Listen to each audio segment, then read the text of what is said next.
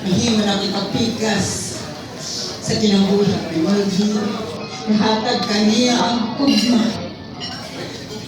Ugma nga walay pagtapos. Kasabni, salamat kay imong gidawat sa rinsi na mahimong imong kapikas sa kinabuhi. Mapasalamatong usab ako kanimo tungod kay Ginoo mo sa rinsi. Salamat sa Ginoo. Nga ako gibati ang nakong kalibay niya. Adto. Hinaot nga ngayon kami yun. Magmalampusan, matagal, gawin anak, na mahimo sa nagamiton sa Ginoo. Ano ang mensahe na naakanyin yung gugma pag sinabtanay sa usap-usap. Nagugulay sa Ginoo ang anak at kanunay kanino ang maayot ay naayos.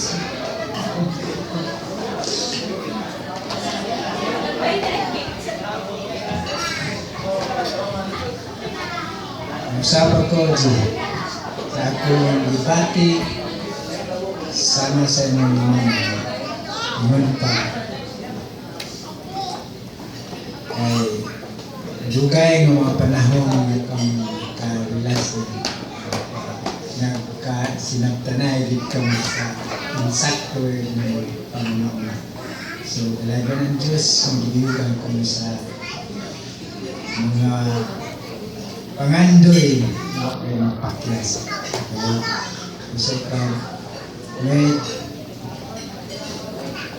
kay usa naman kamo sama kamo sa usa ka kasing-kasing ang inyong mga plano mo plano sa inyong bana ang imong bana sa inyong plano sa inyong bana mo sa inyong plano so magayong pa magkadugtong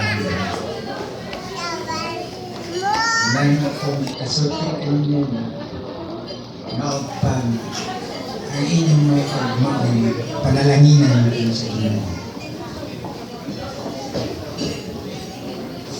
Right, thank you so much, Papa Ali and Mama Lina. And now let's hear message from the bride side. We have Engineer Danilo and Mrs. Maria Luisa Riel.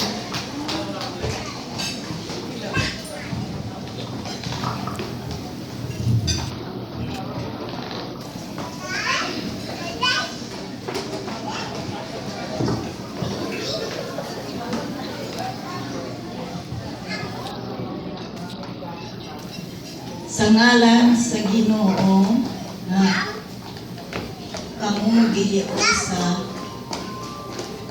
o hangyo ako kanimo nga ang akong anak Reggie masad ako imo siyang panangkaon ug usab si Mildred imo usab ikaw panangkaon.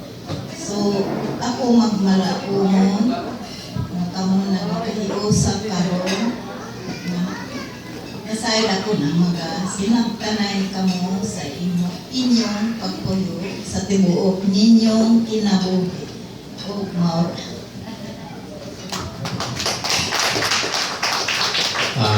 In behalf sa family,